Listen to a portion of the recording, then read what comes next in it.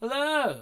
Yeah, we're back. Third episode in a year. Purple City Souffle Sonic Waffle. With me, Bayfield, and this week, month, whenever well, we don't really have a pattern to when we release them. But anyway, this episode we've got Etch. First ever artist to release on Purple City. Also the only ever artist to release on Purple City. But, sat down with him to talk about his new album coming on Sneaker Social.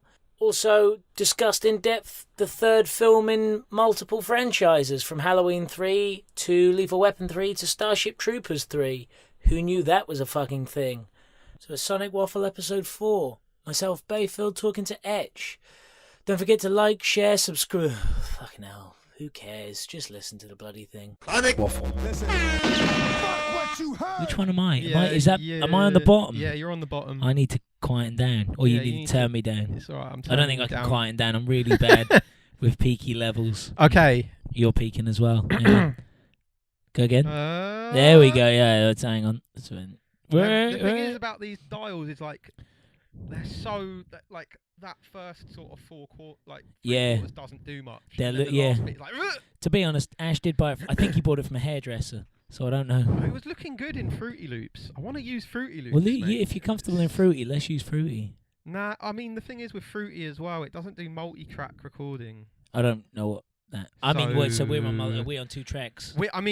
No, we're not. But it's like if I tried to do this in Fruity Loops, it would just sound really bad, really, really bad. I'll take your word on that. Okay, so I've got to keep the mic here. Like an MC. Like I said, it's like Robot Wars. Yeah, exactly. Like that guy in Robot Wars who nearly shits blood every time. Is that Craig Charles? No. The commentator. He's now like the big football don. He does all the gambling adverts. Oh, Jonathan. His name's Jonathan something.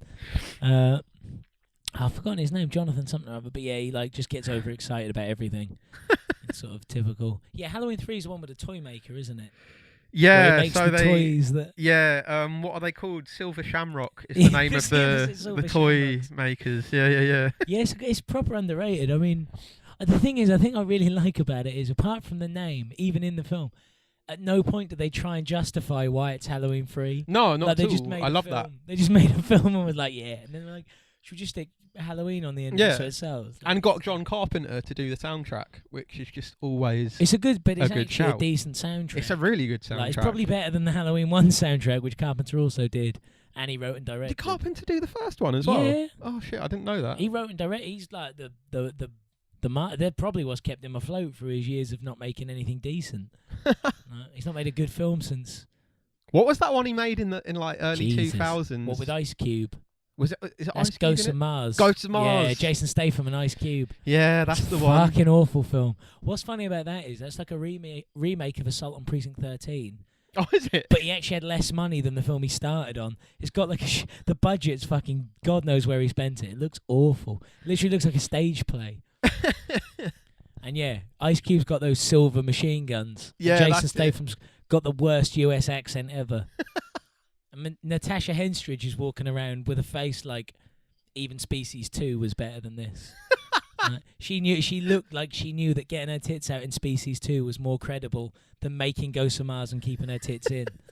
It's my memories of Ghosts of Mars. But yeah, before that though, he did Vampires with James Woods. That's the other one I was thinking. And one of the Baldwins. Yeah. Fuck knows which. One of the cheap ones. Obviously. One of the cheap Baldwins.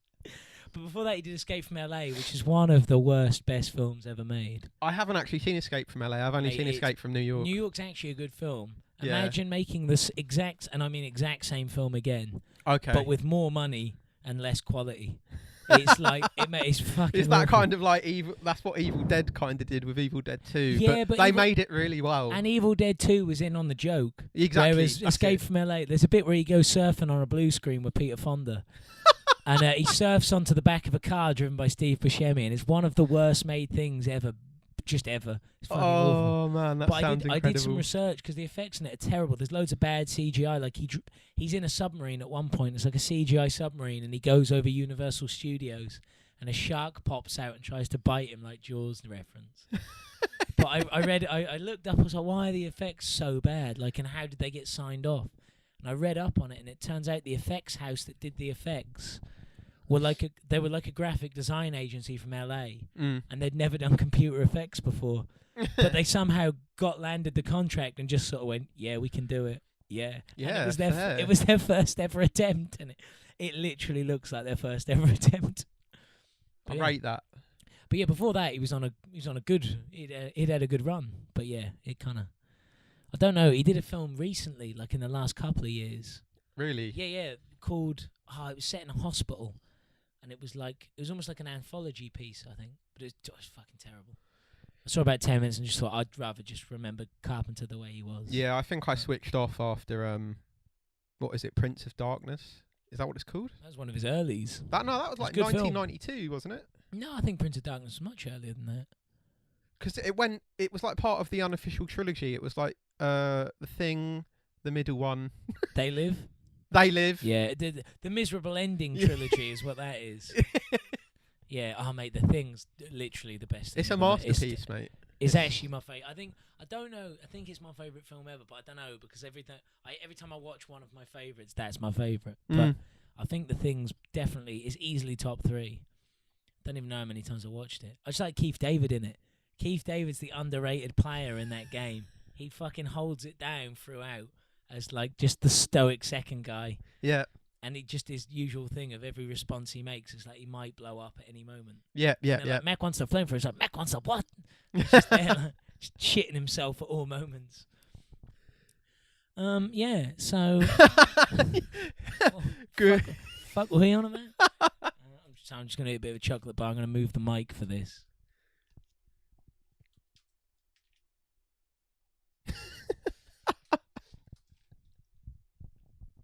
There was genuine tension in that. The tension in the air there. Yeah. Was it a good bite? Good munch? It's going to sound awful if I respond. Yeah, it's all right. So aside from Halloween 3, Alien 3. Yeah. Let's just talk about 3s. Alien 3, yeah. Alien 3, a much underrated banger. Very, very underrated. It gets a hard time because it's not the first 2. I don't really know... I can't remember what people's premise for argument is about why they don't like Alien 3. No, but I've a lot of people I know that don't like it have never really justified why. Yeah, that's it. They're Alien just like, it's just not Resurrection I thought was passable. No! But I can see why people fucking hate it. Alien Resurrection was terrible. I can tell you exactly. It's passable in the sense that I've also watched Ghosts of Mars twice. Yeah. Like, I can totally see why people think it's a fucking bag of shit. Yeah. But Alien 3 is not a bag of shit. It's not great. Like, it's not the first 2, but the first 2 are like 10 out of 10. Yeah, exactly, yeah. They're 2 great filmmakers, probably at the best they ever were. Yeah, yeah. So I can see why Alien 3 would pale in comparison, but it's still a really good film. It's still very serviceable. Alien Resurrection slightly less serviceable. The guy that directed that's really good, though. Jean-Pierre Jeunet, yeah. He did Delicatessen. Yeah, Delicatessen and City of Lost Children. Great films. Great film. Yeah, exactly. But no, Alien 3 I really like. I think it's just because it's a bit ploddy. Yeah. It's very dark. It's very like not dark as in it was really dark, man. Yeah. I mean visually. It's got that English just fucking overtone muddy. of It's just fucking muddy. The whole thing just looks like it's been painted with like 3 colours. Yeah, and yeah. They're all from like the Carhartt Autumn catalogue. It's like shit brown, really shit brown and black. Yeah. Just like totally. muddy. Yeah. But it's got Charles Dance running around in it. It has. Anything with Charles Dance in is worth a look. It's a wicked cast, mate. Like. And they resurrect Lance Henriksen for a little surprise. I think it's a good film. It's all right. Anyway, yeah. Got So a tough ride. this is the Purple City Film Podcast. Yeah, it's actually not Sunday Club. This is the other podcast we do. We're just talking about films. I mean, everything we do just ends up in us talking about films, to be honest. But There's this too time much to talk about. We've got real mics, courtesy of Ashley's hairdresser. Yeah. And considering Ash has had like a shaved head since I met him, I'm not really sure how much work his hairdresser gets. Like, I assume he can cut his own hair at this stage. Well, this is how the hairdresser makes a living. I was going to say he's selling mics and steaks and rum. Peddles dodgy goods. They're not dodgy, they're high quality. Well, I mean, no, these look and sound great. They seem perfect quality for what we need to do. What we need to do is talk shit about the 3rd film in each franchise. Have you seen Lethal Weapon 3? No, I haven't seen any of the Lethal Weapons. Really? Woe to me. Mate, yeah, I know. They're genuinely worth a peek. Yeah, I yeah, can't yeah. believe you've not seen any of them. man of your caliber. You've not seen any of the Lethal Weapon? Nope. I mean, they follow a similar trajectory to the Alien franchise, where Lethal Weapon 1's a genuinely brilliant film. Bollocks. No, they do, in their own way. Lethal Weapon 1, fucking awesome. Mel Gibson isn't in any good films, in my opinion. Oh, no, see, I will, as much as he's the worst man on planet Earth as a human, I will back him as a film star. I think he's a fucking great What's actor. your favourite Mel Gibson film? What, directing or starring? Starring. Starring is probably... there's many. It might be Lethal Weapon, actually. Really? Yeah, he's really good in it as Riggs. More than Mad Max? Yeah, Mad Max, right, I'm going out on a limb here. Mad Max 1 is shite. Mad Max 1? It's so Mad cheap Max 1 is badly shit. made, it's barely watchable. Yeah. 2 is a phenomenal film. Road Warrior is great. Yeah. 3 is the greatest thing Is that ever. the one with Tina Turner in Yeah. it? Yeah, yeah, 3 yeah. was like a bunch of people going, should we just take the piss and try and get paid for it? And someone went, yeah, let's just throw some money at him, it's fine. But yeah, it's also got, there's the giant with the midget sat on his shoulders in the little helmet. Look at him. Yeah, He's yeah, got yeah. the mind of a child. That one. What's his name? I've forgotten his name. Oh, it's something. Oh, the name is like one of those. It's like a war reference.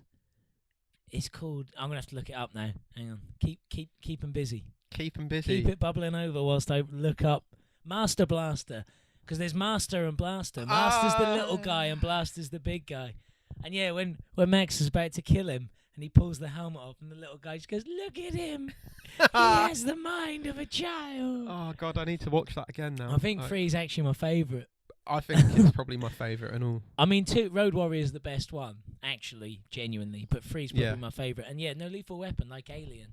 Like 2 is like, they've realised that 1, they can't go as deep or dark as 1, so they just push everything else to 10 and go into like, and 3's like some sort of weird wilderness where they got like Rene Russo in, and Joe Pesci got brought right to the front of the cast. That's what we like. And then 4 is like the noisiest shit I've ever seen. 4 is just Chris Rock and Joe Pesci going blah blah blah blah blah for 2 hours, and in the background it's like Jet Li and Mel Gibson having a kung fu fight or some shit. But in the foreground it's just those two going blah blah blah blah. It's just noisy shit.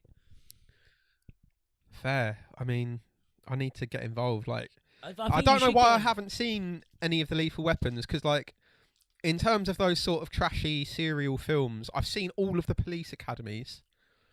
And how many of them are there? There's like 8. About 80. And as well, if you're always, basically, it sounds to me like Sunday afternoon when you're in a terrible state, you're watching ITV4 because you keep watching Police Academy films. So surely if you just stay up late enough, you'll get to one of the Lethal Weapon sequels, because they're always on at about 11 p.m. on ITV4.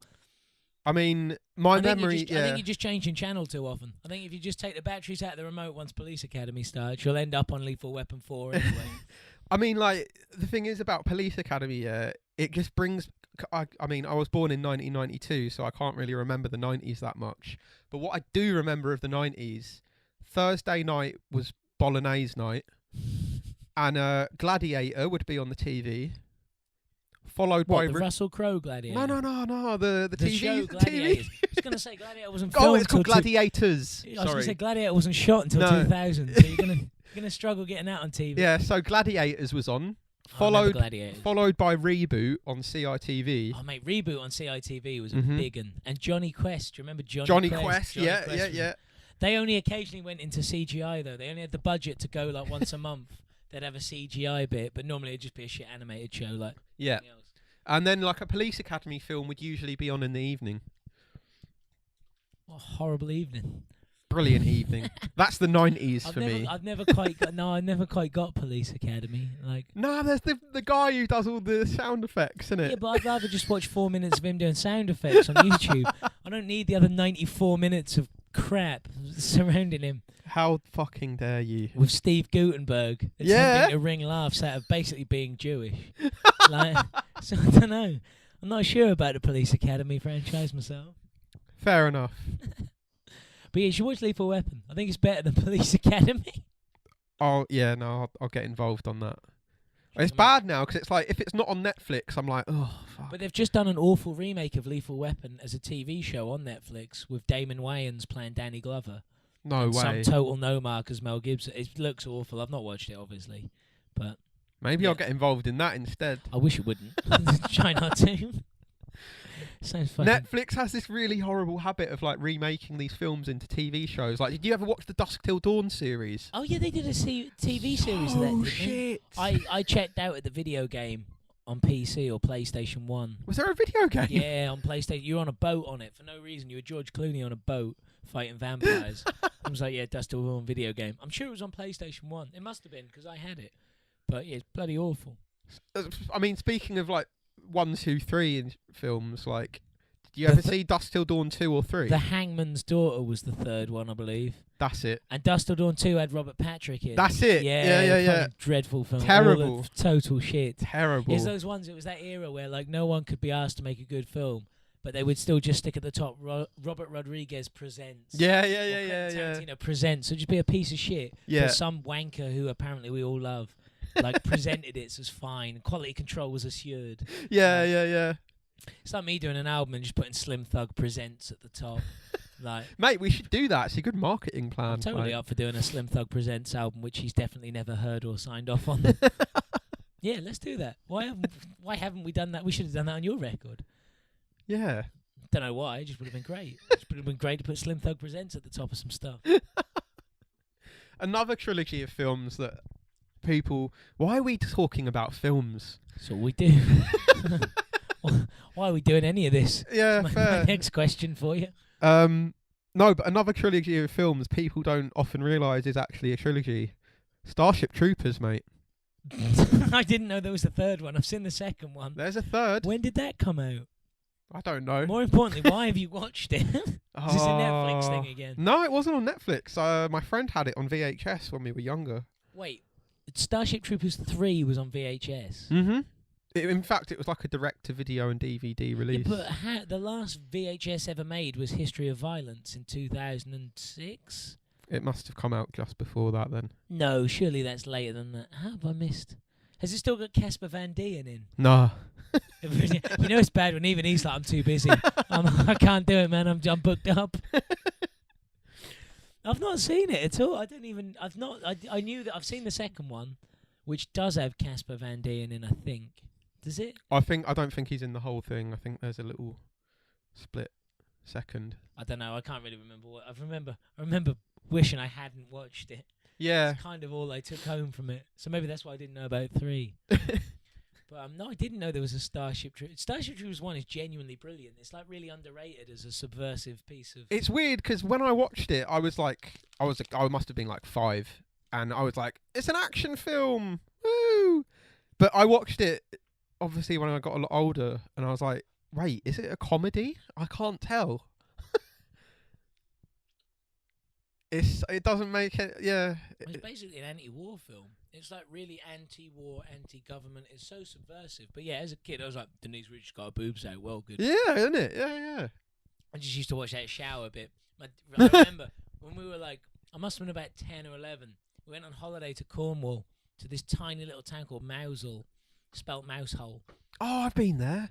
How the fuck have you been there as well? I've never met anyone that even heard of it from Cornwall. No, yeah, I've been there, man. Well, we went there and we went to the Tesco nearby, and my old man was a fucking ledge.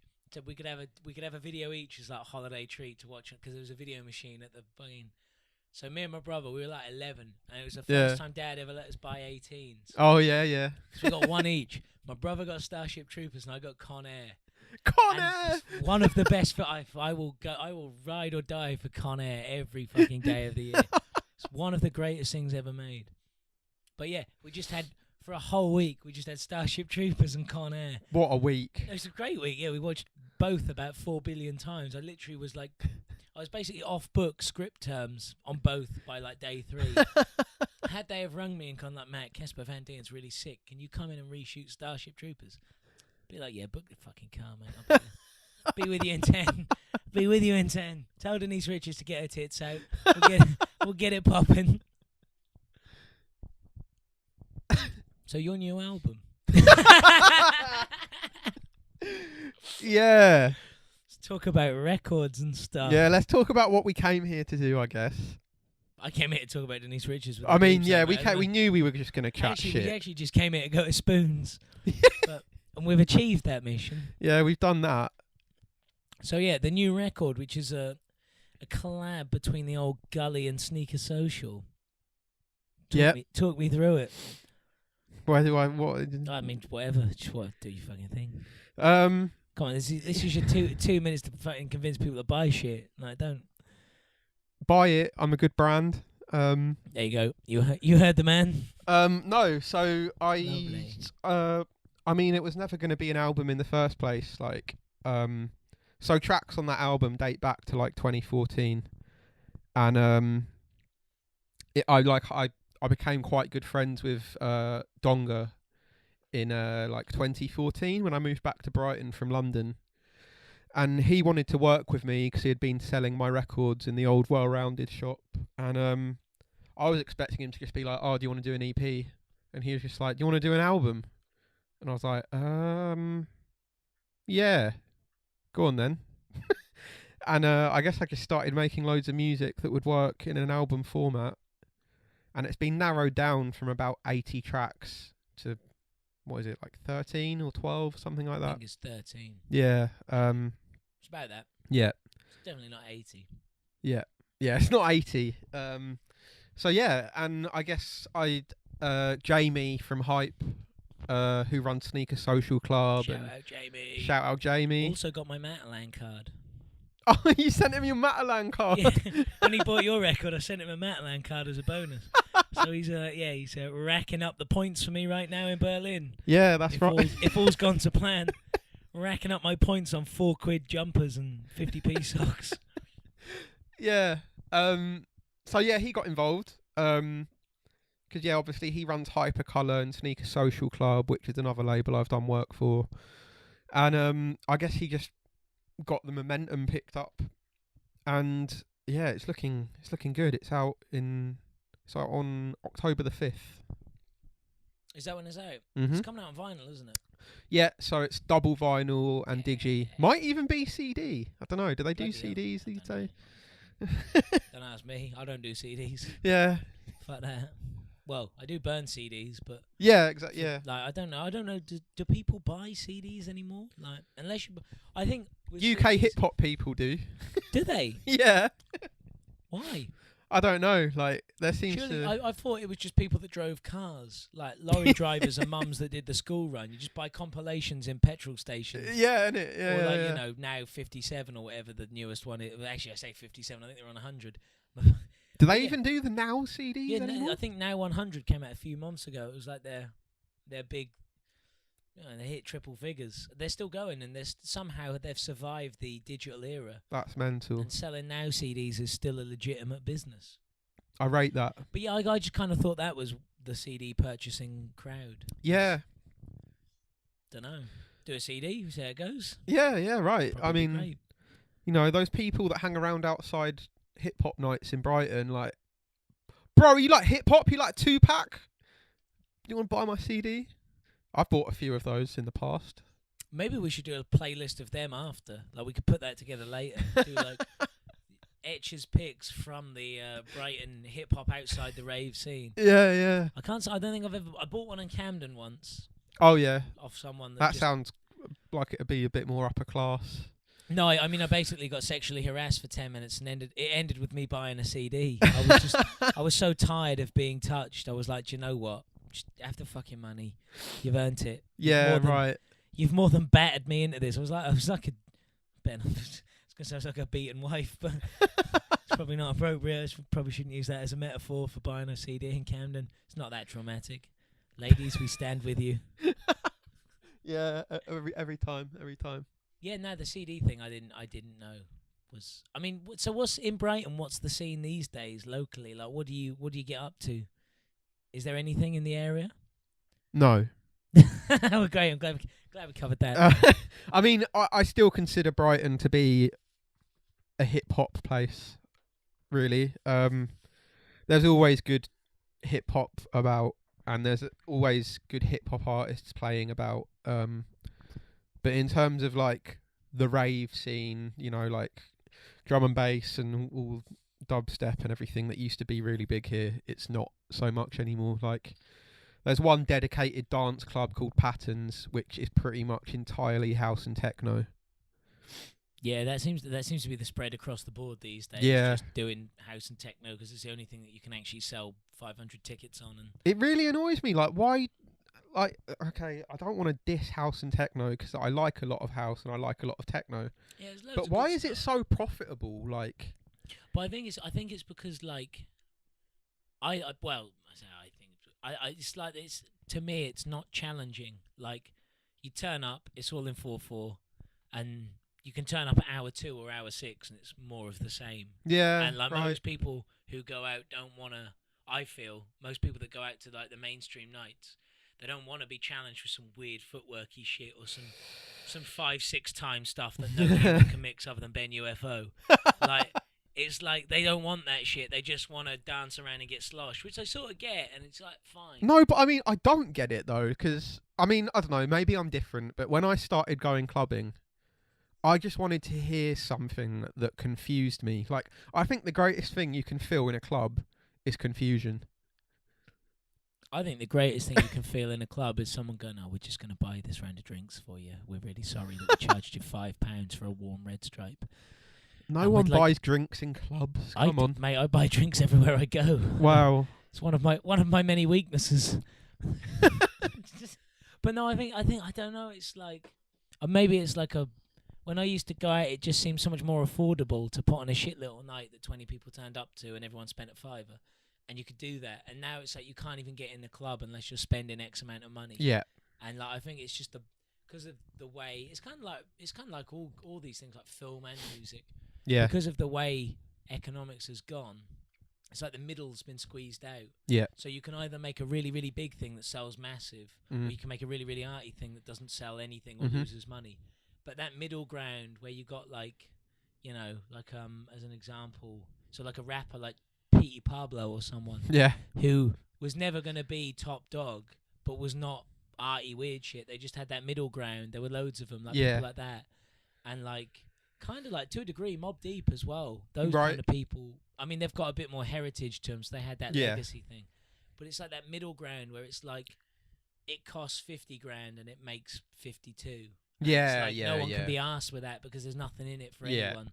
And it's not also arty, credible, weird, completely out there, and we knew it was never going to make money. Yeah. And it's not mainstream chart, and it seems like clubs have kind of gone that way too. Like film is the same. For sure. There's no middle ground anymore. You either make a 5 million film or you make a 105 million film. There's no, you know, you don't get that kind of middle tier where you got those strange little films that weren't arty but weren't mainstream either. They were like just good, solid, kind of like B movies.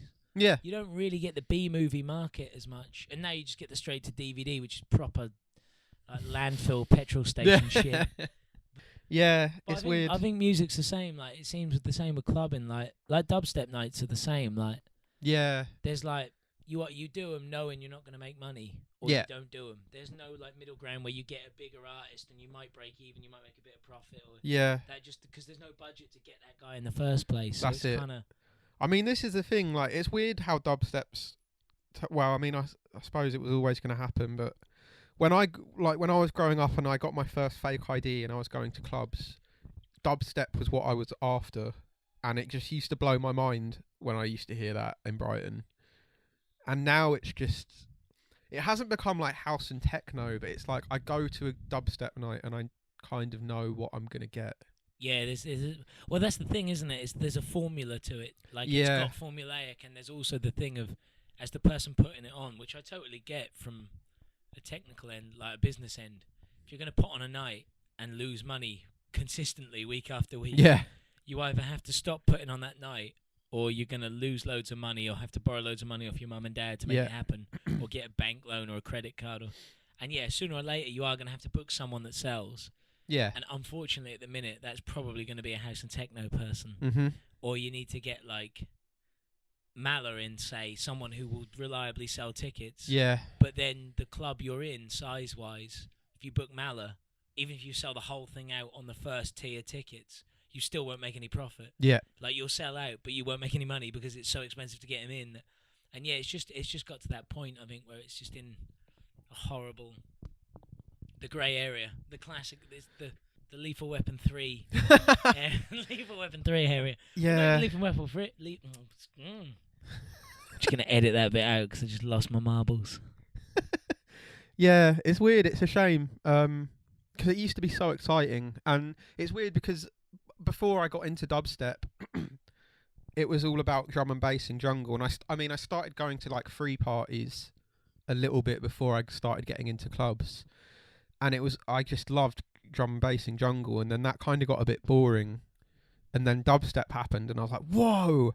And then that bit immediately after dubstep, when you had like, I used to call them the 4 magic H's. It was Hot Flush, Hessel, Hemlock, and Hyperdub. Yeah, see, that was kind of where I came in properly. Yeah. Like, I'd heard bits and bobs, and I knew bits because I kind of came in for a strange tier of like there were 2 sort of splits. Like I knew UK hip hop and Yeah. I knew Roll Deep and Grime. So like Yeah. I knew Flow Dance. So when Flow Dance was doing skeng, but to me that was just I was like, this is all UK rap music. Yeah. It's not Okay. whatever they're on underneath is irrelevant. It's just UK MCs on beats, like standard. And then I listened to a lot of folk music, and I found Code 9's remix of Woozy with Cider by James Yorkston, Yeah. who's a Scottish folk singer, and it's a fucking the remix is like, for someone that's never heard dubstep or any of that kind of thing, I was like, what the fuck is this? Yeah. But then I was like, no, I'm quite getting it. I'm sort of feeling this. And then I sort of found Code 9, Memories of the Future, and all that stuff. And I came in from that end. But by that point, yeah, it was kind of getting towards. I started listening to that stuff 2008, maybe a little earlier. But yeah, that was just as Hot Flush and Hemlock and Hessel and everyone were in their ascendancy and just putting out crazy and I was like, this is fucking awesome. It's great. That post dubstep, people don't like calling it that, but what else are you going to call it, really? But it's after dubstep. That peak, after that peak moment. But it's weird because now, like a lot of those labels, I listen to them now, and like Hemlock stuff, like I really, really like Untold. Yeah. But now he just makes really industrial techno, which is well made. It's still as well made as anything he did, but it doesn't have all the eccentricity. I know what you mean. That early stuff did, and that's what I liked about it. So to me, it's just now techno that I'm like, and I'm sure it's better than most techno, but I don't really know the market. For sure. But yeah, I feel like the eccentricities have been worn away, and it's gone back to kind of 4/4, get booked for clubs music. Yeah, it's weird. And to be honest, I've not listened to any Hessel stuff in a while. I don't really know what they've been putting out. I think Hessel's been quite consistent. Like, they're not afraid to sort of push boundaries and make weird stuff. Like, I think the most recent thing they did was the Joy Orbison and Ben Vince record, which is just, you can't really categorize it. It's just really weird. I literally didn't even know that existed. Yeah, it's good. It's just really. Are they still releasing weird. Joe? Because Joe was like my favourite. Yeah, Joe's so they put out a Joe record, I think, last year, and it was wicked. Like, that one of the tunes, it's like, one of the tunes, I think it samples Rick and Morty. Nice. Which is an instant, like, go on then. But that was a really good release. I don't know how I missed that. Yeah, I don't. I mean, to be honest, I don't know how I missed that. I've basically withdrawn from social media, so I now have no idea what's going on, and I don't. Really, yeah, I mean, I stopped hate looking for anything and stopped making any effort. I've just become. It's annoying. I feel like I've got this pressure to like keep on top of stuff, and it's like I used to love keeping on top of stuff when I was younger, like because everything just was new, and like whoa, like this has just come out and. But now it's not that there's not good music coming out, but it's like I don't know if I'm just getting a bit lazy. I think it's just old age. I've been at that stage for about 5 years. I no longer care. It's like it might be great. I might be ahead of the curve, but frankly, I wish I was dead every day I wake up. So who gives a shit? Like whatever. Just, I hear that. I find as well. I feel really bad about it, and I know I'm doing it, but like it's like on the way down here actually on the train. I was like, right. And when I was waiting for you this morning, I was like, I've got.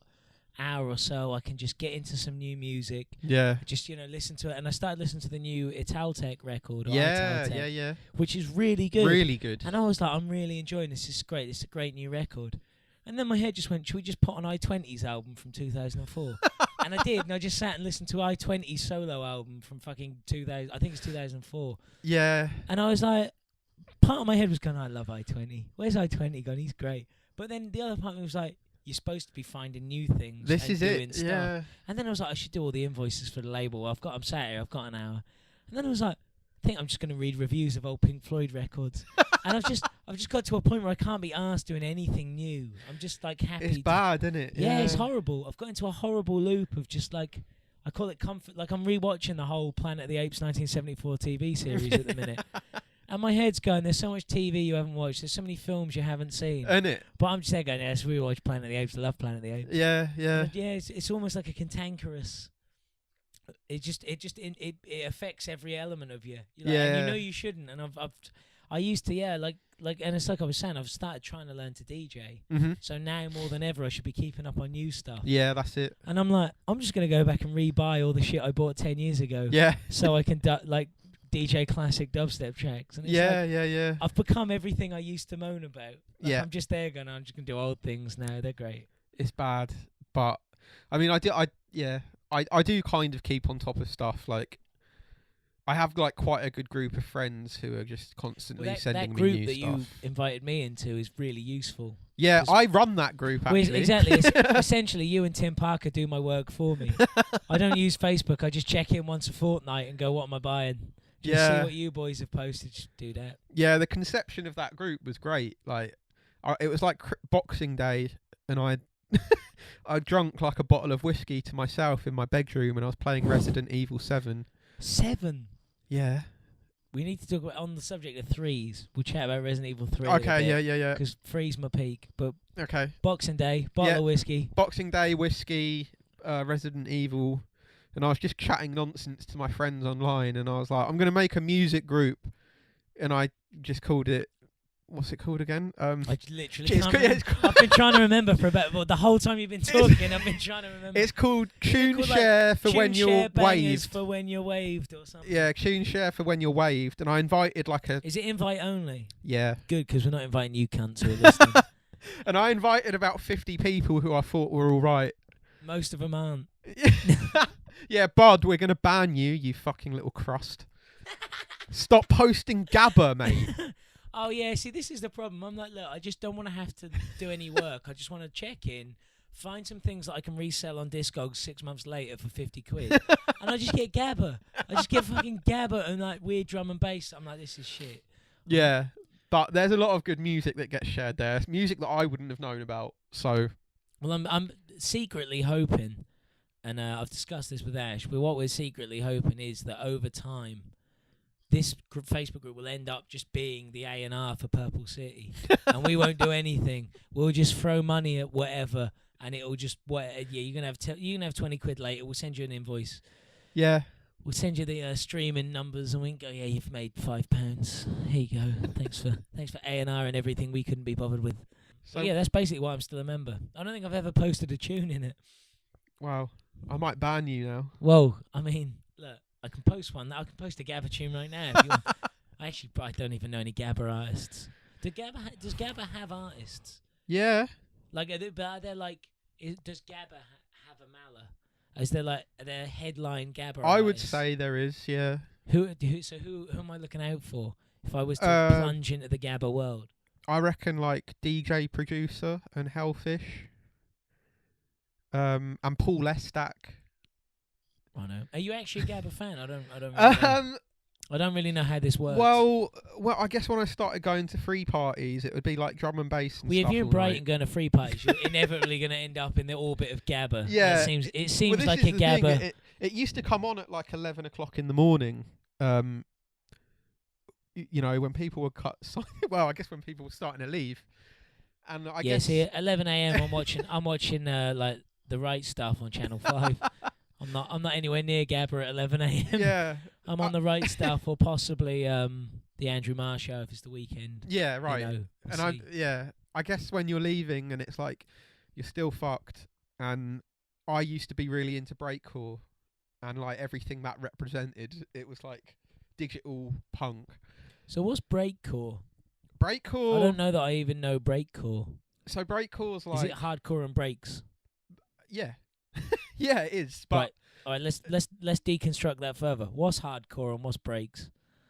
Hardcore is just like, because I find with breaks and hardcore and all that, like I find the lines blur. I don't really know When people are like, oh no, well this is definitely hardcore. And they're like, well this is definitely new step breaks. And I'm like, well, whatever. I don't fucking know. So hardcore came from UK hardcore, which was what came immediately after like acid house, and it was basically people pitching up acid house and like Euro techno records to make them faster.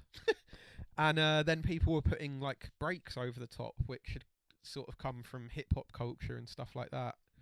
And it basically splintered in the mid-90s to jungle on the breakier side, and then there was hardcore, which was just like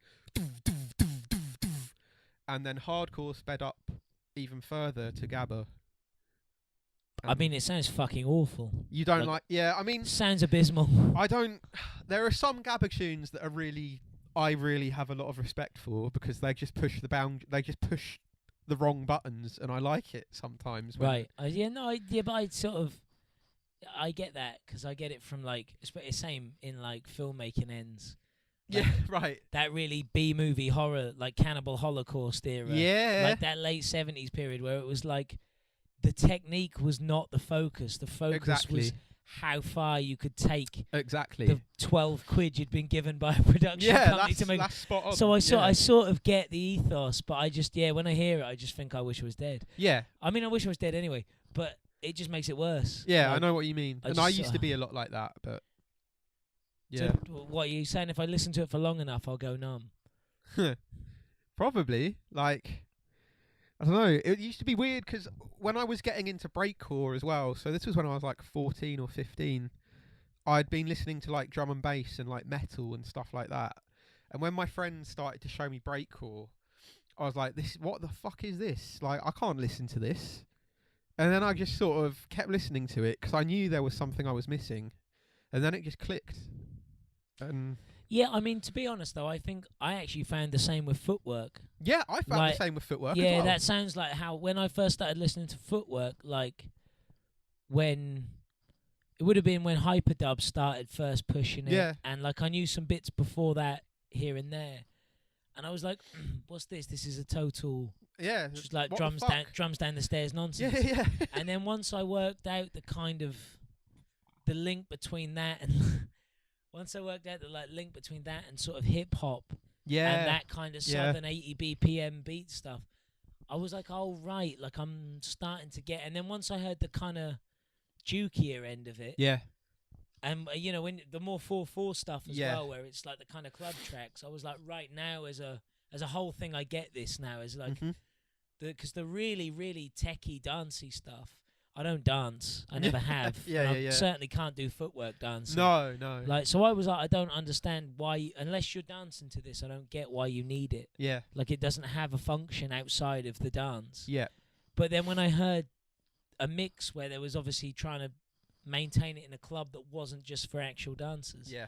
I was like, all right, no, this totally. And now I think it's, like, now I listen to fucking tons brilliant. of it, and it's, Yeah. you know, the last 4 or 5 years, it's probably one of the things I buy the most. Yeah, totally. But yeah, it did take me a long time to get into it. I didn't lock into it straight away. Yeah. This is the thing. This is what I figured out. If at first if I hear music that people are saying this is new, and I don't like it, that for me makes me think, okay, well, this is probably good if I don't like it in the first place. Because I remember when I first got into the the LA beats sound, so in like 2007, 2008. Okay, so like the Brain Feeder. Yeah, that's it. Yeah, all the kind of those guys in Low End Theory. Yeah, that sort of stuff. Yeah, exactly that. I got into that because I was buying loads of dubstep, and that's all I wanted to hear at that point. And I bought a Mary Ann Hobbs compilation, and it had a Flying Lotus tune on it. Wild as Angels. That's I think that was the one, or the one directly after before it. Illustrations on the front. That's it. Yeah, that's the one. Yeah, I think that's Wild as Angels. That's a really good comp. Brilliant comp. Really, really good. And yeah, there was a Lotus had a couple of hyperdub tracks were more like 140. I don't know that they were 140, but they were that kind of dubstep. They fit into that canon, yeah. But yeah, I remember that there was a Flying Lotus tune on there, and I was just skipping past it all the time to listen to the dubstep, because I remember the Flying Lotus tune came on, and I was like, this just sounds like it's like clanging itself. It sounds out of time with everything else, and I was like, I don't get it. So I kept skipping it, but more and more I kept going back to it. Like, I don't understand it. This is a good thing. And then I discovered more of it, and I was like, this is the best thing ever. And I completely sacked off dubstep after that point for a while. So yeah, when I don't understand something or I initially don't like it these days, I'm like, I need to listen to more of this. Yeah, as I said, I kind of dropped that about 5 years ago. Yeah, I've just given up now. I just listen to things and go, this isn't Phil Collins. I'm just gonna go. It's bollocks. Yeah. No, I do. I still try. I try and keep as broad a mind as I can. Mm-hmm. But yeah, it's that same. It was funny. I had the same thing with that same sort of stuff, like the brain feeder stuff. At first, I was like, I don't get it, and like Shabazz Palaces, people like that. Yeah. I got one of their records, the one with the matte black front. Oh, that's wicked. That album. I think it's called Black Up actually.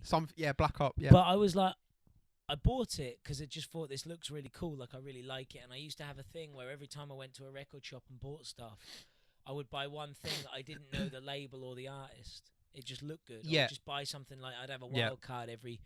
And I was like, I don't get it at all. I was like, this sounds just totally off, and like, their rapping is totally off. It is, yeah. And then I sort of found that I was like, I kept going back to it, like I don't get it, but I feel like I should. And you feel like you need to go and. I need to. But that whole era, there was so much. I think that, again, that was just before everyone stopped buying music. So like it was like you could put out something that was a bit of a punt and you'd break even on it, or it didn't matter because you made a load on something else. Yeah. And now it's just in that point where that doesn't really happen anymore. Exactly. Yeah. And you're only going to get streaming money. You're only really getting you're only getting money if you get playlisted on something with X amount of. Exactly. So it's just made everyone a bit more reticent to take these wild punts on things. So I wonder if we're heading. I say heading, we probably already are, in a bit of a hibernation period where stuff is a bit more, just like fine. You know it's going to sell. Yeah. Or you just put it out digital only if you know it's not going to sell. Yeah, that's it. Which maybe makes sense. I'm just a bit of a vinyl snob. I just vinyl snob. I just like physical things. Like yeah, I know what you mean. If I paid £10 for something, and I get an album that I can delete by accident, or if my Dropbox disconnects, is gone forever or whatever. Yeah, I'd rather spend £15 and have a physical record. I'd rather spend the extra £5 and have a thing. Yeah, I'm a bit like that. I'm a bit old. I know it's old fashioned. I know that's very not the thing. But I'm like, if you want me to pay £10 for a digital album, and it's a good album, I'll happily give you 15 or 20 for a vinyl. Mm-hmm. Like I'd rather spend the extra and have a thing. Yeah. And as well, I sort of think like I get all the minimalism thing and not having loads of shit. Like I've just moved house. Yeah. And I had to shift like fucking 5,000 vinyl in carrier bags. Yeah. It was a load of dog shit. Yeah. And part of me was like, imagine if I just had a Spotify account.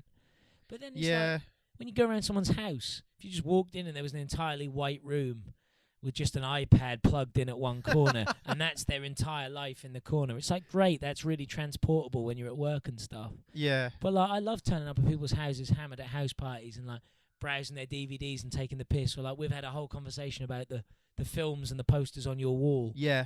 And it's like, I'm sort of, as much as that's old fashioned, I like that. I rate it.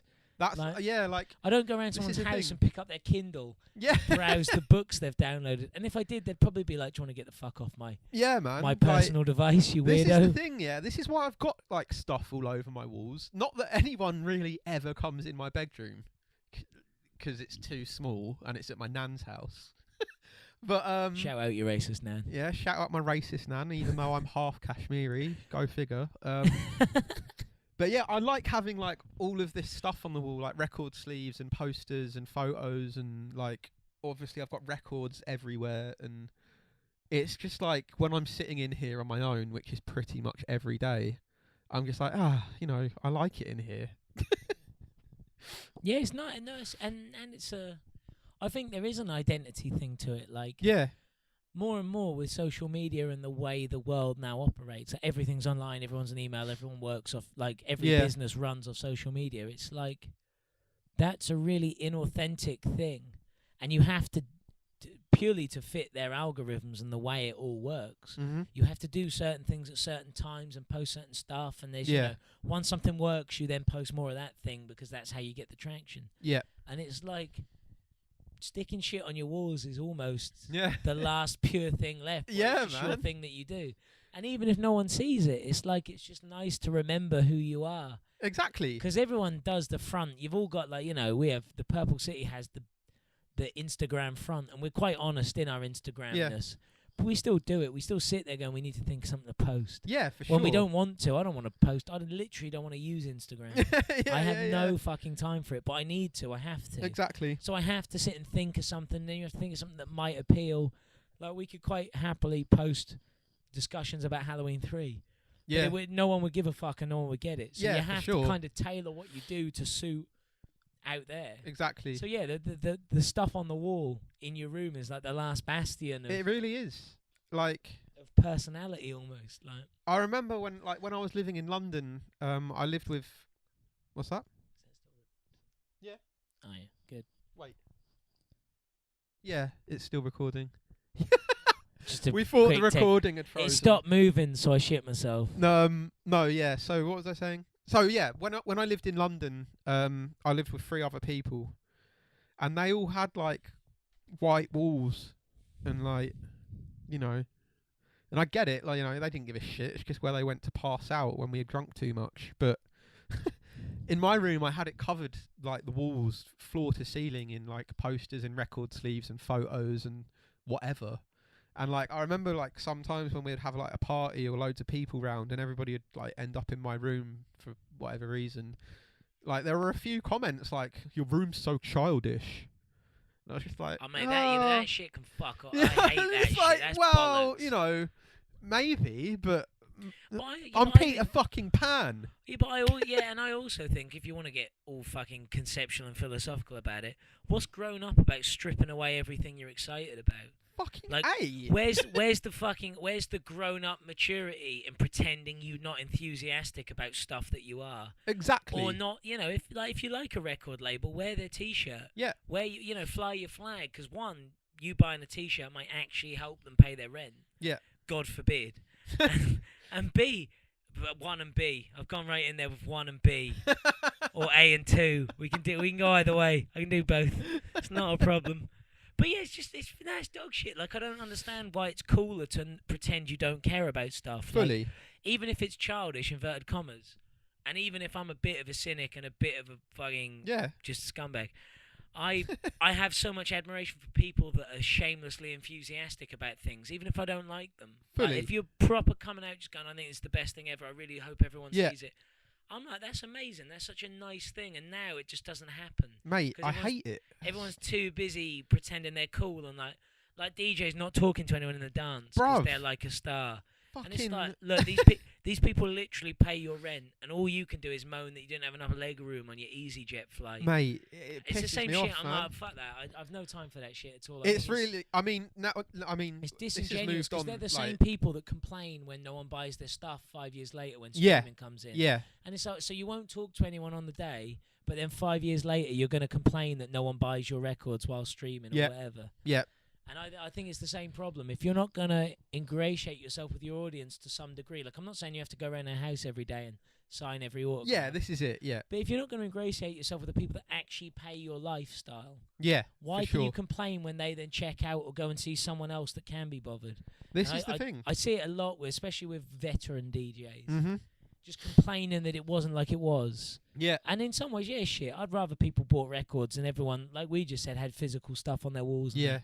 But at the same time, if you're not gonna contribute to the conversation, you can't complain when the conversation ignores you. Yeah. Like, this is obviously this has actually evolved into quite a good subject to talk about beyond the walls. Are you saying I didn't plan this?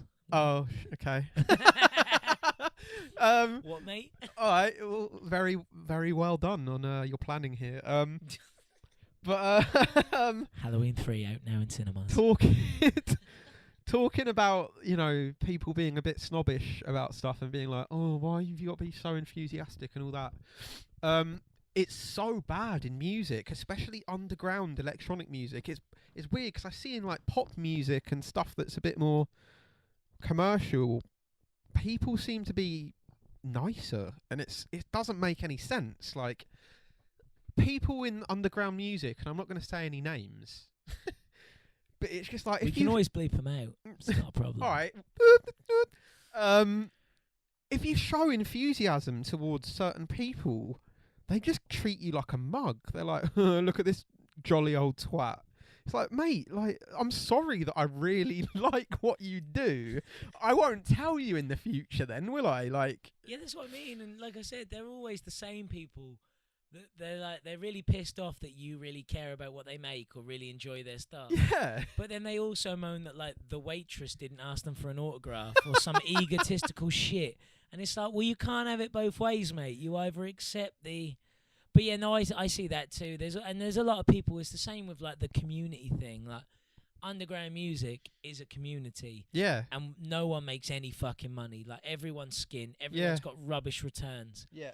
And there's a whole kind of clutch of people that talk about community and talk about how it's all about it's about the movement, it's about the music, and then they don't pay their artists. Yeah. Or they they turn up to their gig and put loads of booze on the rider that they didn't clear with the promoter and skint the promoter out. Yeah. And then they're still on Twitter or Instagram, the front end, Yeah. talking about community and how they care about the scene and all Yeah. that. Yeah. And then they're total shits when you meet them, and it's like, well, do you want people to be nice or not? Like, Yeah. if you're going to treat everyone like shit, then everyone's going to act like shit. Exactly. And it's a self-fulfilling prophecy. Like, Mm-hmm. scenes get nasty because everyone's ripping everyone off, and then Yeah. everyone's on the back foot and defensive because no one's making any money. Exactly.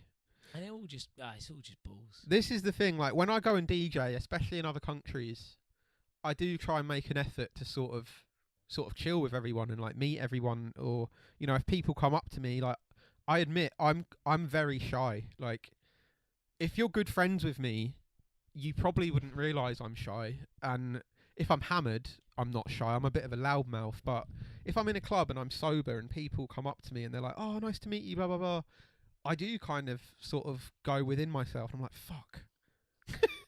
But I'm not being rude. It's just I don't know what to say, because I don't know. I just find it amazing that people around the world like my music. And you also don't bait those people out on Twitter later, like complaining that they were hassling you in the club when you were just trying to chill. And Yeah. But I try to embrace people, man. And it's like wherever I've DJ'd around the world, I've always left, wherever that is, with quite a nice handful of new friends. And I think that's great. Well, from the other end, I don't get why anyone wouldn't want to do that. Like, I don't Yeah, get why. I know, that's same. Yeah, I don't yeah. get why that's not the better way to leave things. Yeah, like, yeah. What, if you're really cool and sit in your hotel room Instagramming you and your designer T-shirt or some shit, Yeah, how is that better than just going and getting smashed with a bunch of people you've just met who really like you exactly. and booked you as well? Half of them have and most of them, like most promoters, especially at the scale we're talking, Yeah, they've probably wasted a week's salary exactly. to get you out there. Exactly. To go and play their show that didn't make any money. Yeah. But they just wanted to get you out there because they, want to do it. That's it. And yeah, when I see people bitching about it, I'm just like, oh, this is fucking dog shit. Yeah. I mean, there's levels to it, of course. Like, I don't want to go somewhere and be fucking mistreated. And I know as well, like, obviously, confessional time. I've fucked up a few times. That is true. And just for the record, I'm totally not like that anymore. Book me, etc. Party line. Party line. I've learned a few lessons. Like, You have learned them the hard way. I've learned them the fucking hard way. Like, don't go places off your nut and break stuff, and just generally be a menace. Exactly. Generally, just don't do that. Like, if you're on a train somewhere and you're a little bit excited, don't do the drugs first. Do them after, maybe. Or not at all. Or not. Well, sorry. We might be uploading this to Spotify. I don't know. I don't know how far we can go into pro-drug stuff. Don't do drugs at all. Ever. Even if you're watching Halloween 3. What? I don't know. I was just trying to give a real life example of when you might need drugs to get through it. No, you don't need drugs to get through Halloween 3. Actually, no. But it does make it Weapon better. 3 probably would have been a better. Okay, yeah, there you go. No. But yeah, But don't let it stop you. No, yeah, don't stop if you're in it already. Do what you want, mate. Do what you want. Live your life. I'm not here to judge. But yeah, I've learned the hard way about being a dick. But at the same time, at least I'm me. I think as well, in the times you have been a dick, you've been a genuine dick. Like, you're not being a dick to people. You've just been a bit too fucking overzealous and been a fucking wreck, really. Yeah. Like, but there's other people who act like dicks towards people. Yeah. And, you know, Yeah. certain DJs have been in the press lately for grabbing people around clubs and being very forceful and shit that's not appropriate. And that's fine because they're a star. And it all gets signed off as, he's had a bit too many. He's had a bit too much. He's had a bit too much GHB. We're all having a lovely time. We've all had a few. And it's like, well, just because you've got, you know, you might have had a few, not GHB, but you might have had a few. But like, you've not hurt anyone. You've just been a fucking nuisance. I've just hurt myself, basically. Yeah, you've just been a pain in the ass and fallen over a lot. And caused a lot of admin for the booker. But I don't see how that's any worse than people like literally having to do things that get covered up by the club owners and shit later, or, you know, just egotistical rants where you're threatening bloody bar staff and shit that I've seen from the back end as a person. Exactly. I mean, between you and me, we've seen a lot and heard a lot. And you see people treating like bar staff like shit, and they're just there to serve drinks. They don't even know who you are. Pisses me off. And they shouldn't have to know who you are. Like, and it's that same old shit. Like, you know, being a drunken mess is. I mean, it happens to me all the time. I'm regularly getting dragged out of toilets by probably Ash or whoever else got a 5p to undo the disabled door. Mate, I got thrown out of my friend's house last week, and I've known them for 15 years. Gee, well, if they were a real friend, they wouldn't have chucked you out. Well, you know, let's not get into this. I mean, philosophically, that's an argument I would say. Well, you know, apparently, I don't know, I blacked out on wine, which doesn't often happen, which is weird. This sounds like a press release. I blacked out on wine, and apparently I was being a dick. I don't remember, but either way, it happens. You know. We totally lost how we got onto this thread. We were talking about how nice it is that there's stuff on my bedroom walls. Oh, that was it. Yeah, that was where we came in. Yeah, you know. Including an H from Steps doll. Which is probably my favourite. Shout out Uncle Brian. I think we should get a photo of that up on the on the post later. We'll get a picture up because that's great. H from Steps. What's his full name again? Ian H. Watkins. There we go. No, wait, no, Ian Watkins is the guy. He's called Ian Watkins. No, that's right, he is as well. Yeah, yeah. I was thinking of the pedo. God Lost of the Prophets. pedos, mate. But yeah, I like as well how that doll of him. It looks like based on whoever designed that doll. They obviously hadn't spoken to H personally, but they'd already assumed he'd caught HIV. And it's like they've designed that doll for later when he died of AIDS, because he looks. He didn't die, did he? No, he's still alive. That's what I mean. But just I assume that the designer has just gone, well, he's gay, he's gonna die, and they've my god! It literally looks like he's already dead. It's a ghostly figure. It's a great doll. I like how you've got it next to the guy from Akira as well. Yeah. That's like it's like an apocalypse duo. Like the end's coming. We've got the guy from Akira and H from Steps. Like, that's who we're rolling with here. Yeah. Is that the baby from Akira? Is that the little guy that melts the world on the right? That dude. That's Akira. That's Akira, isn't it? Yeah. Oh mate, those McFarlane toys, the detail on them. They're incredible, aren't they? I've got Steven Seagal and Kurt Russell. Oh, really? From the McFarlane range. Yeah. Yeah, my girlfriend got them for me. They're the fucking best things ever. They're great. Yeah. You've also got Run DMC there. Yeah. What are they? Are they McFarlane as well? No, I mean, like, basically, when my uncle moved to America, he left me like loads of stuff. Loads of just stuff. Oh, you've got all the Tekken figures as well. Yeah. He left me loads of records, loads of films, and loads of action figures. So he now works for Valve, the video games company, but he was a comic book illustrator, wasn't he? Yeah. He worked for 2000. Well, before that, 2000 AD. That was it. Yeah, that was. Before 2000 AD, he was like a graffiti artist in Brighton. He used to do pieces with I don't know. I think you probably have to be from Brighton to know who this is, but Rec, who was quite a big thing in Brighton in the 90s as a graffiti artist, and he also put out a record on Warp, which I didn't know until recently. Really? Yeah, it's like a really weird hip hop record. Nice. What was it? What, as producer? Yeah.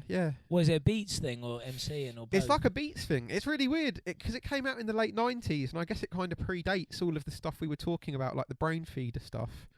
But it's kind of on that tip. and it's really good. But yeah, my uncle, he used to do graffiti with him and a group of other people, and I mean, if you look behind you, there's the spaced thing that my uncle did. Did your uncle do that? Yeah, my uncle did all the artwork Shit. in the Channel 4 series. Mate, I Spaced. love Space. Mate, Space was like where I came in. Like that was for me. That was the niche music film reference point. Exactly. Like that was literally where I came in, mate. Yeah, so my uncle did all the artwork No for that, way. and he did artwork for like Ninja Tune and stuff like that. So are you Brighton native then originally? Yeah, I am. Are you born and bred Brightonian? Born and bred, haven't left. I left for 3 years to go to uni, got drawn back. Yeah, London doesn't count. London. As you know, I'm anti-London. I'm anti-London. Fully anti-London. Like, I'm anti-London. I spent 4 years there and it's fucking rubbish, and I just wasted loads of money. Exactly. And then I moved away and started a label, and I was like, this is exactly the same, except I don't have to be in London every day. Yeah. And I work from my bedroom. Yeah. Well, no, I have a studio. I don't even have a bedroom anymore. I got out of the bedroom and into an actual room. Yeah. I was like, now I'm here. Yeah, I have yeah, arrived. right. And then I realised it was cheaper just to be in my bedroom. Exactly. Like, I'm still paying off debts from when I lived in London. It was, I mean, it had its moments, and I met a lot of people. Oh no, it's great for that. Yeah. It's great for just going to shows and being Exactly. You can have a spontaneous one. You can go, oh, so and so's playing Yeah. here, and off you go. Exactly. But yeah, when you get there and spend £7 on a pint, it's like, oh, this is bollocks. Yeah. Fucking awful. Yeah. You know, I think it's hyper overrated. I'm not. It about really is. It really is. Not about that mentality, and it's that weird thing of like people think that like it's kind of back to the snobbery we were talking about. Yeah. People think that turning up in London and doing a crap day job Yeah. in London is better than doing your own thing at home Mhm. and making probably the same amount of money and paying less rent, Yeah. or making less money but not needing as much money. Yeah. But like, yeah, when I left London, I got a lot of snobbery, like, oh, so what, have you had enough of London? You're giving up? Have you? Yeah. Yeah. And Yeah. someone, Yeah. no, I've not given up at all. I can get paid the same amount and live somewhere nicer and not have to put up with all the shit of London. This is the thing. Like, so many people I know and so many friends are like that. Like, they've got a job in London, and it's like, I don't know. I don't envy you. Like, I don't really care. And it's like, I don't know. Well, it's just everything. It's like, basically, like I used to live where I lived. It was 850 quid a month. Yeah. And it was an all right room. It was near my office in Hackney where I worked. I used to Yeah. work for AEI, which was in East London. So I was nearby, so I could walk to work, which was great because I had no expenses Yeah. in travel. But it was like we paid 850 for like a nice room. But then when we moved to Whitstable, we paid 900 for a 2-bed house next to the beach. Yeah. Right. And I was like, so why is it better to live in London and spend the same money, share with 5 other people? Yeah. It was like a bloody Yeah. clown car. Every time you opened a cupboard, 4 people fell out who were like trying to use the fridge Yeah. or some shit. And it's like, so there's all that. You then get a bus or a tube and it's 4 quid every time. Yeah. Whereas if you live in a little town, as much as, yes, the small towns and there's no venues, Yeah. you but, can walk you know, everywhere. There's no expenses. And if you, like, Yeah. I'm quite self-contained. I don't need to be around people all the time. Yeah. So I could, like, literally spend 0 in a day Yeah. Yeah. and Yeah. travel around the town quite freely. And it's the same with all that. And then you get, if you get a cab home in London, it's 50 quid. Exactly. And it's like, I could literally buy a car in a shithole seaside town for 50 quid. I'd get a Vauxhall Nova Yeah. and just go crash it for 50 quid. I Yeah. could just crash one a night and probably spend less than just getting taxis around London. Well, this is the thing as well. Like, a lot of people's argument for living somewhere like London is like, yeah, but like all the stuff you can go out and do and clubs and that, and it's like, But if you live there, you can't afford to do any of it. This is You've the thing. literally got no disposable This is income the to thing. go and do it. all the same people that are saying this stuff don't even really go out Stay anyway. in and do loads of ketamine because they're broke. So just sitting getting ketty because they can't afford to go to an art Can't gallery. even afford ket. All Don't that, they yeah. just sit in and do anything? Yeah. Do a bag of flour. Yeah, and it's like, you know, if there's someone I really want to see in London, I'll just pay to go to London. It's not that But expensive. that's the same exactly. I can get in for 15 quid. Yeah, So it's like, if I really want to see something, I'll book the tickets, I'll book the train, and then, yeah, apart from anything else, I'll actually go because I've spent the money and I Exactly. want to see it. Because exactly. when you're there, you're like, oh, well, we could go. But it's been a big week and work's been really tough. And Yeah, yeah, yeah, yeah. they'll tour again. We'll go see them next month. Exactly. And then you just end up sat in all the time. Yeah. Watching films like The Long Good Friday.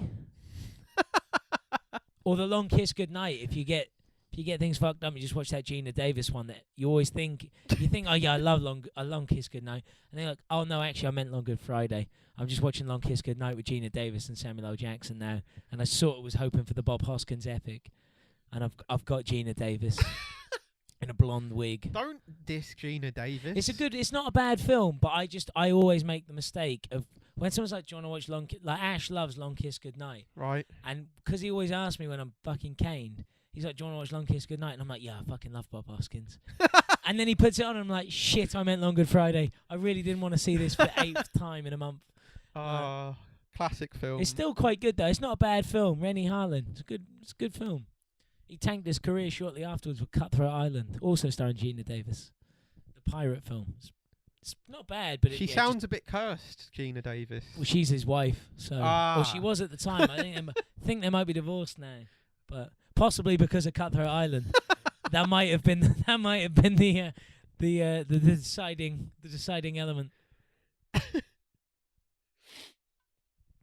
What's All Ladies Do It? I've just spotted it up there next to Bambi on your video shelf. Fucking hell.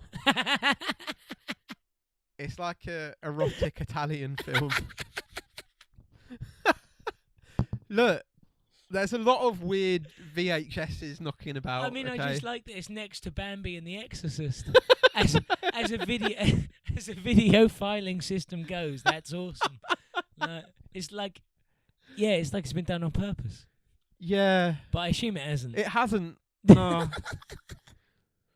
Is that like the daytime watching? Like I'm hungover, I'll get The Exorcist on, I'll then lighten up a bit with Bambi, then we'll really get into it with All Ladies Do It. Yeah, I mean, where is my VHS player actually? Have you got one? I do have one somewhere. It's Really? not plugged in, but like I got a 4K TV recently. Oh, there we go.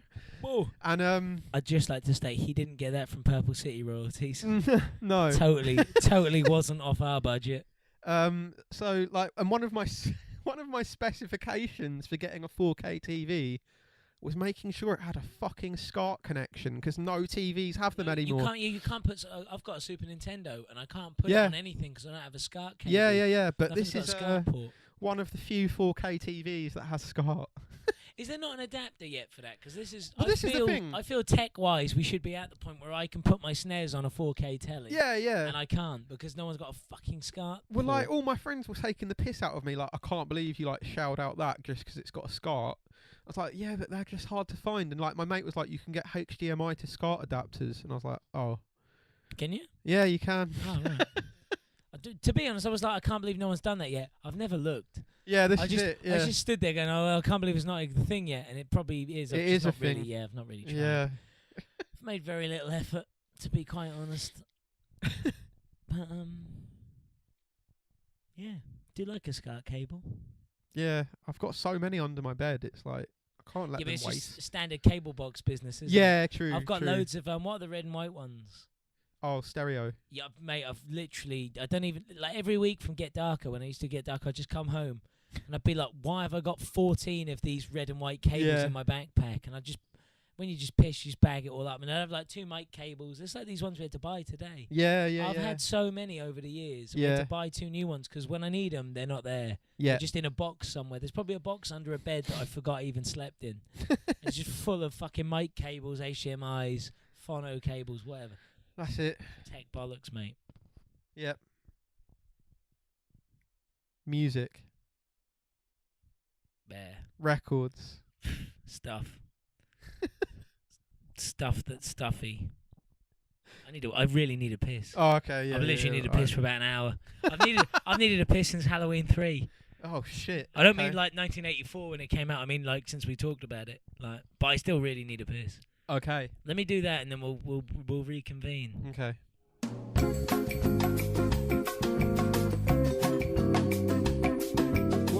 Right. Yeah. Are you recording it? Are we back on? Yeah. I've just had a piss and banged my knee on the toilet door. I just checked my phone messages and had one message from Drone83 saying, "Can you find me any good hentai?" Is hentai like the weird animated porn? Yeah, it's the Japanese porn where it's like girls having sex with Tentacles and- octopus, yeah, octopi, and octopi, and a variety of crustaceans. And yeah. other seabound entities. So shout out Joe. So No, are you like? Are you a connoisseur of? Are you like a Well- peddler of this stuff? Are you a source for these things? I am not. So I don't know why he's asked me that. I think he's drunk. But Good shout luck. out Joe. I don't know where I can find hentai. Just Google it. If we do find anything decent, we'll post links under this podcast on Yeah. SoundCloud, and you just link straight off the podcast to your Asian porn. Bless you. No, so something I was interested in. Obviously, I've turned up with a sound card. Not that I know what it does, but you basically produce without one or any real kit of. Yeah. Like, I find this interesting because everyone's so fucking like, oh, I've been in EQ and a snare for 6 months and I've got 4 decibels. You don't seem to fucking worry about any of that. No. And yeah, I'd still rate you as, well, a fucking top producer because that's why I signed you. Yeah. But like, it's like, so what do you actually work on? What is your standard setup? I mean, until recently, I did have a sound. In fact, this exact sound card we're using now, the Focusrite Scarlet. But that broke. Is that a good one or is that an average? It's an average one. I mean, Ash bought it off his hairdresser. yeah, so- yeah, right. I mean, I assume it's not top end because it's not government great. secrets levels. Yeah. So until recently, I had that, and I had I've got my turntables running into it because I sample a lot of vinyl, and I also until recently had a Roland D50 synthesizer, which is like a classic sort of Detroit techno sort of synthesizer. But those are the only two things I've really spent money on. I've got I've just got MIDI controllers and a Native Instruments machiner, and I use Fruity Loops.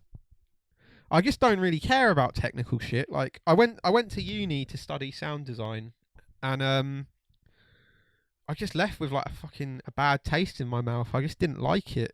I just they were telling us stuff that is just common sense, like copy and paste, make sure it doesn't peak, blah blah blah. If it sounds shit, it's gonna sound shit. Yeah, right, Like that exactly. kinda- There was no really in-depth technical talk that I wanted to hear. So it just made me despise that sort of school of thought. And yeah, I just do stuff off the cuff. I'm not that bothered about technical stuff. And when I do make a tune and people comment like, wow, the production value's really good, and how did you do that? It sounds really clear and blah blah blah. Like, I don't know. It's just how it happened. I don't really think about it. I don't have a process. It's just certain sounds cater to certain styles of working with them, and that's how it happened. But it's that thing you can get. I find I like the amount of people I see that just like, oh yeah, just spent 12 hours EQing a snare. Yeah, right. And just like, it's not a brag, but it is a brag. It is a brag, And yeah. then when you hear the tune, it's just totally a standard tune. Yeah. Anyone could, and I'm like, and especially as someone that doesn't technically understand very much, like I'm totally happy to admit, Yeah. I'm not musically trained. I don't really understand any of the tech end of it. Yeah. But my head when I sign stuff is like, is it a banger or is it? Yeah. not? Yeah. Like, Yeah. What is it? And I listen to stuff, and there's like, oh, it's it represents this really complex thing, and I did this thing with this, and I was looking at feedback theory, and we had this whole thing about this, the inertia effect. Or whatever. Yeah. I'm like, that's all great, but if it sounds shit when it plays, Yeah. like people can't read your press release in the club. Exactly. Like they can't sort of sit and decant your 4-page memo Yeah. on how. Like it's fine if that's how you build a tune.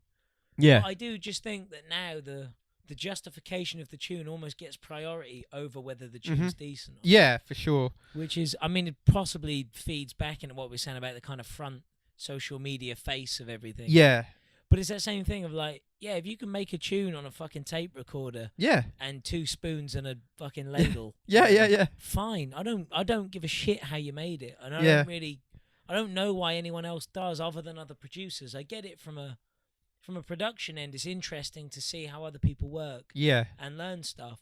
But as a punter, surely most record buyers don't give a shit how you made it. No. I would have thought, but Yeah, this is the thing. it Like, seems to become a bit of a cult. it has Of like, how technical can you do your technicals? Yeah. And like, 100%. Like, when I was growing up and I was learning to make music, so from the age of like 13 until maybe 16, 17, like I used to listen to like drum and bass was like the peak technical performance for me, and I'd listen to it and I'd read about it on forums and stuff like. And I remember reading like Noisia spent six months making The Tide, which is like I think one of the gold standards of drum and bass production, and I was like, shit, I need to be spending that long. But then when it came to when I was like 17 or 16 and I started hearing dubstep, and I was like, like a part of my brain was instantly like, this is terribly produced.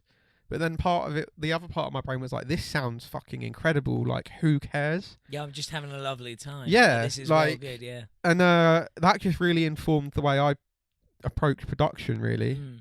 That's good, though, I think. And it's like, yeah, like, 6 months on The Tide, which I've not heard. I don't really know Noisia that well. Yeah. It's like they spent 6 months on a track. Yeah. Which is, in its own way, really, like, commendable. And, like, that's kind of the degree to which I know they work. Yeah. But it's like, you can spend 9 months making a kid, and that kid can be a little cunt. So why are you spending 6 months on a tune? Because it's not even a child. Like, yeah. I mean, admittedly, you can abort them with less paperwork. But I just think, it's like, the time it takes to make something means nothing. No, not at all. Some of the best films ever, people banged out in 12 weeks. Exactly. And then, Ridley Scott will spend 4,000 million years on, what's that fucking Alien sequel that's not an Alien sequel? Prometheus. Yeah. And it's just unwatchable guff. Yeah. And it's like, well done, mate. You spent X amount of money and spent all this time on it, and you had all these ideas. Yeah. And none of them communicated to the audience because everyone was bored shitless. And then when you did Alien Covenant, you just spent 12 hours with Michael Fassbender playing the flute. And it's just like, why are you bothering? Why are you getting out of bed with this shit? Like, I don't care how technically great it is. Yeah. If it's not watchable, I really don't see the point. Yeah. Like, yeah, I don't But know, like I really. said, I'm not a technical guy, but I can understand from a production end why you could listen to a track that you don't even like, but be like, man, this sounds amazing. Exactly. I get it from that end. But from a punter end, no one gets it. And everyone just wants to do a load of pingers or whatever. Yeah. And turn up and wonk around for 10 hours to your music. Yeah. So they're probably not going to be there going, oh my God, that's a wonderfully EQ'd snare. Exactly. That's great. I've just vomited down my front, but what a snare. Oh, fantastic. But then, at the same time, there's a kind of flip side to that where people make music that is just really terribly produced, poor ideas, haven't spent time on it at all. And then they're sort of getting a bit of hype and, a lot of unnecessary hype, especially from like the art world, because they've got some big concept behind it, which I don't get either. Yeah, but I suppose that's the kind of same thing back. Like, that's where, again, social media and stuff is fed back into it. It's that thing of like, well, it's like the new thing in any look at any brand doing really well like right now. Like Nike is a good example of this Colin Kaepernick thing. Yeah. They've done this whole, sacrifice everything to do what you do. Yeah. And I think that's really good. And I think it's like Kaepernick's a fucking icon. And I used to watch American football, so I actually know American football. And it's like, that's all fantastic. But Nike have done this big thing where everyone's like, oh my God, they're sponsoring this guy that everyone wouldn't back. And, they've sponsored this guy of colour, and which is great. But Nike still run sweatshops and won't let any independent adjudicators into their workhouses. Yeah. And so it's like you're supporting this minority guy who's standing up for a minority, which is great and genuinely a positive, but you're also happy to exploit a minority to make your money. Yeah. So I'm like, at what point do you draw the line between your message and what you really care about? Yeah. Because you'll back Kaepernick because it's a big thing for you and you know it will spin positive. Yeah. Socially speaking, which it has. I've seen so many people saying, oh, I didn't even like Nike, but now that I've seen all these racists burning their socks, I'm going to buy some Nikes. And I'm like, well, that's brilliant. But they're also running sweatshops in South America to make those shoes that you're going to buy. Yeah. And it's like, so they'll support the minorities that are still celebrities. Yeah, they won't yeah. just actually look after minorities. So they'll still run a sweatshop. Yeah. Or, underpay everyone that works in their fucking production houses. And it's that same thing of like you said, I get there's an argument for the concept and the creativity. Mm-hmm. But now it's almost like, I'm not saying you should focus on the production skills or anything. If not the opposite, I'd rather them focus on the concept. Yeah. But now I think it's got a bit more cynical, and I think people are making any old shit Yeah. that they want to get paid, and then attaching a concept Exactly. retrospectively which Yeah. they feel works. Yeah. And then someone like, the Tate Modern or whoever buys into it, Yeah. going, oh yeah, this is a really good thing. They're about these things. And it's like, a bit like Nike with this whole Kaepernick thing. Look at what they did before. And it's like, if it tallies up, fine, that's probably legit, even if they're not technically amazing or they're not financially doing whatever. Yeah. But if everything they're talking about right now doesn't fit everything they did 2 years ago, I think you've got to start to question why they've attached this whole story to it about, like, it's like a lot of it, like, at the moment with DJing in general, like, gender has become a big thing that now Yeah. festivals now will book 20 female DJs, which is good. It's like they should be booked Yeah. as much as anyone else. Fully. But at the same time, if they've never, ever, ever, ever booked one before, Yeah. and those DJs are still getting paid less than the blokes, Yeah. how much do they really give a fuck? And Exactly. how much is just PR and spin? And Well, this is it. Yeah. now, like I said, with socials, we're just in this horrible minefield Yeah. of, you never really know where you stand. It's like quicksand constantly. Everything's like, Yeah. everyone's got 10 motivations and everyone's got a justification for why they're doing X, Y, Z. Yeah. But then it's like, well, the last 8 million years of things you've done haven't tallied up with what Exactly. you now claim to be about. Exactly. And I think people just need to learn to look a bit further back. Yeah. And Yeah, it's not right. Like, and this is the thing as well, like, you're mentioning the gender thing. Like, I'm friends with a lot of female producers and DJs, and it's like they themselves are complaining that a lot of festivals and clubs are booking, like, female DJs and producers that aren't that good. yeah, Just to fill a just to fill a 'cause quota. they've got a statistical number they need to meet. Exactly. And it's like, that's, I don't know if is that as bad? Like, Well, it's hard to comment on, it's really. Not, in gender terms, it's not. It's because not, Any no. woman getting booked is like, A positive, at this for point, sure. there's got to be a positive Yeah, based yeah. on the months. But at the same time, from a quality control perspective, Yeah. if you're going to book a load of shit people of any gender purely because they tick a box, Yeah. that means that A, your festival's going to be a bit shit, Yeah. or B, the people that actually care beyond, like, they don't care about gender, they care about the quality of the music, of any, like, no matter the gender of the punter. Yeah. You're going to alienate those people because you're booking loads of subpar stuff For sure. to kind of fill a quota. Yeah. So I don't see that it ends positively either way. Yeah. Because yeah. you either end up with, a bunch of shite that you just booked for the sake of it, that you don't even know what they do. Like, a lot of them book people that don't even know what they Yeah, play, this is it. Yeah. and then complain when it's not bloody tech house or Yeah. whatever. Yeah. Yeah. And yeah, or the other way, you just end up, but then there's also the problem if you just book the good stuff, or not the good stuff, but like what will sell. Yeah. You're just gonna end up with a bunch of white blokes. Yeah. That's from, it. like, Yeah. middle Yeah. class white blokes from Brighton or whatever. Yeah. Like, Yeah. So the whole thing's a shit show anyway. And the problem is there's not enough money to go around. No. So like half of that lot probably don't get paid, No. but they'll turn up because they just need a booking. Yeah. Like we've Yeah. seen Yeah. before. And I don't know. The whole thing's a mess. There's just not enough money for the amount of people trying to have a stake in it. For Like, sure. And like festival world has gone absolutely mad. I There's like 40 billion festivals a weekend. haven't been to a festival since like 2015, and I'm not in a hurry. I've only been I've only been to film them for work. Yeah, I've yeah, not been yeah. as a punter. But it's like, yeah, it's now just at the point where like, surely everyone must be getting booked every weekend Yeah. for everything. Because it's like, but when you see them, there's like 40 festivals, Yeah. and they have the same 30 people. That's it. Yeah. And it's like, well, surely there's enough people now. There's so many festivals, everyone. But then you find out most people that do these things don't even get paid, or they don't get paid Yeah. properly. Yeah. And it's just, the whole thing's a horror show of exploitative companies and skin artists. Yeah. Not that that's anything new. For sure. Same old, same. Yeah. But, But book me. yeah, book him. Book me. I don't. I turn up to sets now. I don't. As in, turned over a new leaf. I don't fall over and throw up and stuff. Yeah. I'm cheap-ish. He's as cheap as you need him to be. And he definitely won't vomit on your mixer. No, He also may bring a VHS copy of Halloween 3. I don't have it on VHS. Or All Ladies Do It. Or Bambi. I mean, there's plenty of options. Basically, book him. He can bring any film you want. Like, it's fine. Yeah, that can happen. Right then, good. So, Etch touring now with his new LP, Ups and Downs. Yes. A collaborative effort between Gully and Sneaker Social. Yep. Shout out Jamie, shout out Donga. Yep. Thanks for listening. Yep.